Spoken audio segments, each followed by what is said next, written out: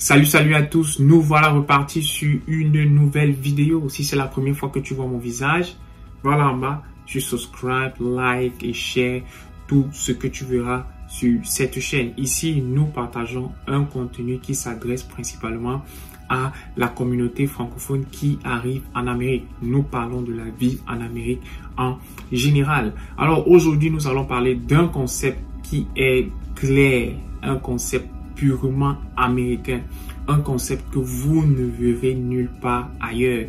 Et ce concept, c'est trois choses: see one, do one, teach one.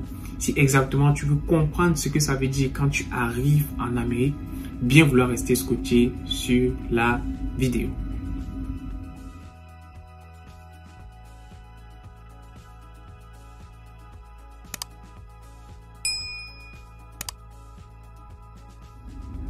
De prime abord déjà, il faut comprendre que l'Amérique est un pays capitaliste. Ici, les gens sont là pour chercher le dollar. Les gens sont venus en Amérique ou bien les gens viennent en Amérique pour chercher le dollar. Alors, beaucoup d'entreprises ne vont pas perdre le temps dans ce qu'on appelle le training. Beaucoup d'entreprises ne vont pas perdre le temps à dire qu'ils vont vous faire des stages, ils vont vous faire X ou Y. Ici, en Amérique, on veut que vous soyez prêt à accomplir une tâche. Et si vous êtes prêt à accomplir une tâche, ça veut dire que vous êtes prêt à enseigner la tâche et bien sûr, ou encore à pratiquer la tâche, bien sûr.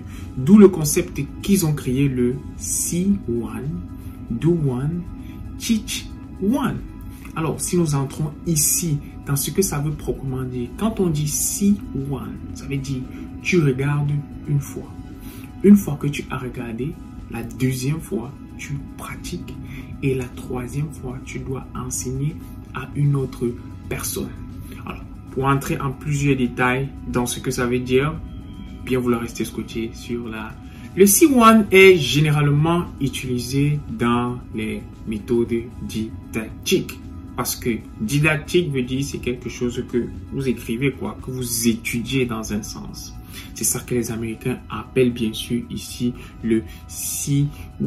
Donc C1, voir une fois. Pour cela qu'en Amérique, il est important pour vous de cultiver ce qu'on appelle le critical thinking. Très important en Amérique. Faites attention à ce qui se passe autour de vous. Prêtez attention aux différents trainings que vous avez en Amérique. Super méga important parce que c'est à ce niveau-là que tous les employeurs vont vous juger.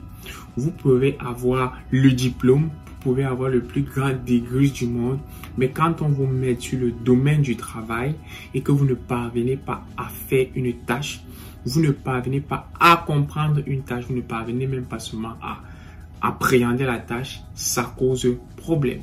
C'est pour cela qu'ils ont dit C1. Et quand on dit C1, ça implique ici deux personnes. La personne qui va te montrer la tâche et toi-même, bien sûr. Donc, il faut être vraiment attentif dans la première étape qu'on dit le C1.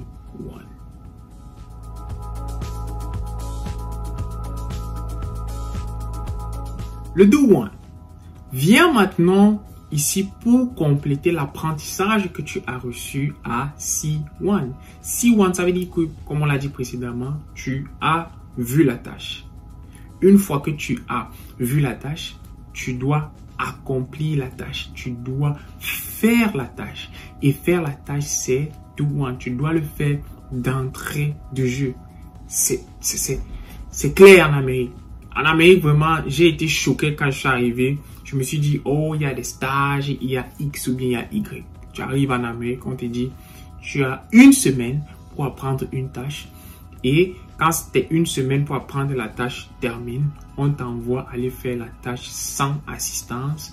Et il voudrait que tu sois en mesure de pouvoir appliquer la tâche. Donc, prêtez vraiment attention à la première étape. Alors, une fois que vous avez terminé le do one, vous allez maintenant être dans la deuxième position de la première position. Il faut catch up, right? Comme j'ai dit en début de vidéo, vous devez prêter attention aux détails. Dans la troisième étape, vous vous retrouvez en train d'être la deuxième personne de la première étape. La première étape, c'était le C1. Et dans le C1, on avait une personne qui était en train de vous apprendre la tâche que vous regardez. Et maintenant, quand vous devenez le 2-1, vous appliquez la tâche dans le sens.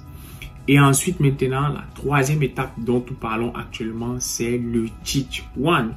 Teach 1 veut dire quoi? Vous êtes en mesure d'apprendre une tâche précise à une personne qui est à la première étape. Et la première étape qui était quoi? Qui était le C1. Alors, quand vous arrivez en Amérique, comme on l'a dit dans une vidéo précédente, vous devez vous réinventer dans votre manière de faire les choses, dans votre manière d'appliquer, de vous intégrer au système.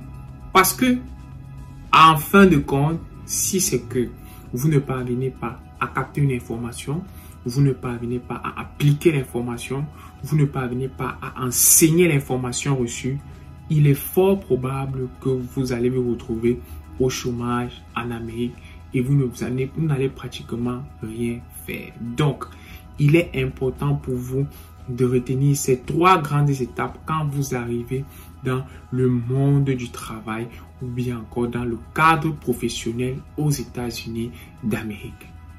C1, Do One, Teach One. Merci d'avoir regardé la vidéo et nous nous voyons pour nos prochaines échéances. Ciao, ciao la famille.